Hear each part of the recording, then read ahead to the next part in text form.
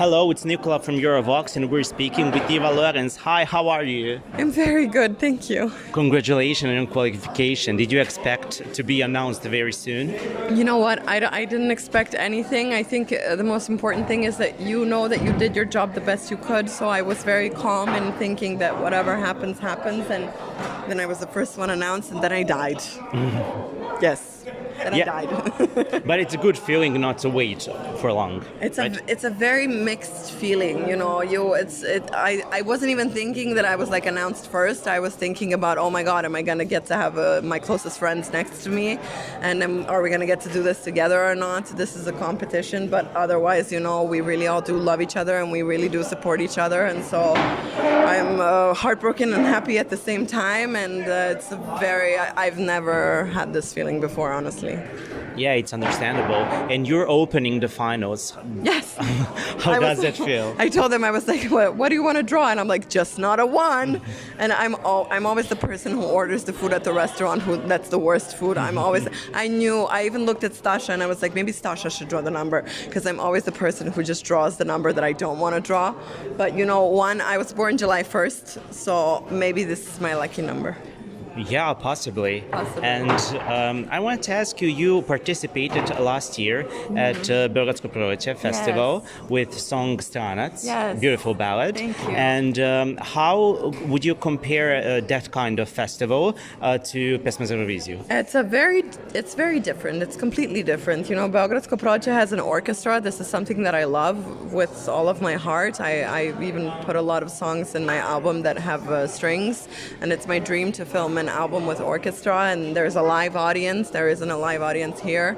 This is more of a show, and Beogradsko Proleće is a lot more about, you know, singing and orchestra, but this is a completely different experience. I love them both. If I hadn't gone there, I don't think I would have been prepared for something like this.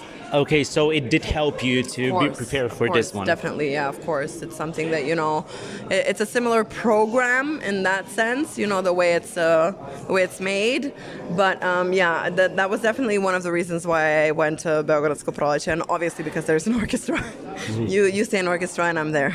Oh, amazing. And last year you were here as an interval act. Yes. This time you decided to perform. Yes. How is that different? Oh my God, it's so stress-free when you get to just sing. This is more intense. This is more of a roller coaster ride. There's a lot more emotions. There's a lot more work put into this. You know, when you come to sing in the interval, you come to support all the other artists, and this time you are one of the artists. So it's definitely very nice. But I've had some friends that sang in the interval. Ksenia, Sanya, I've known them for years, decades even, and it's very nice to, you know, see even friendly faces who support you in the interval.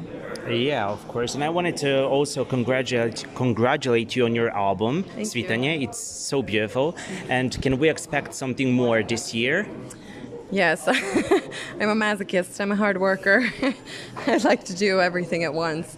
Yeah, we even did like a show in Ljubljana while we were doing rehearsals here, and then I did a drag show, and then I hate waking up in the morning and having nothing to do. So the more you fill my schedule, the happier I am and the better I am.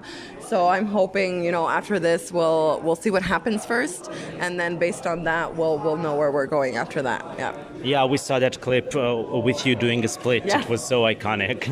I think I just wanted to, you know, those are people who supported me from the get-go, and those are people I always loved. And, you know, Lana, she's a drag queen. She's one of my greatest friends, and I just wanted to see how the reactions would be, since you don't have an audience here, and I wanted to give them a little taste what to expect.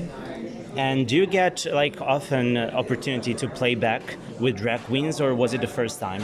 This is drag is something that I grew up watching. I've watched RuPaul's Drag Race since I was 10. This is something that is in my culture growing up, and you know, it's getting more and more popular. I think more and more people are realizing that this is something that is an expensive sport, a sport that, you know, you have to have humor, you have to know how to sew, you have to know how to do makeup, makeups, all the things that I might not have. But those are people who have really, really, really supported me from the start, and I just love them. And I think it's always important to, you know, be close to the people who have been there with you since you were nothing. Yeah, it's good to have a team. Yeah. And do you have any final message for fans? I guess let's try and do a split together. I grew up. Let's make doing a challenge. Let's make a challenge. Yeah, I grew up doing it, and please make my grandma come to the finals. I think that would be a great thing because she's a bit camera shy, but I'm trying to make her come. Oh, we'll try to make her. And good luck in the finals. Merci beaucoup. Oh, merci beaucoup. Enchantée. Enchanté aussi.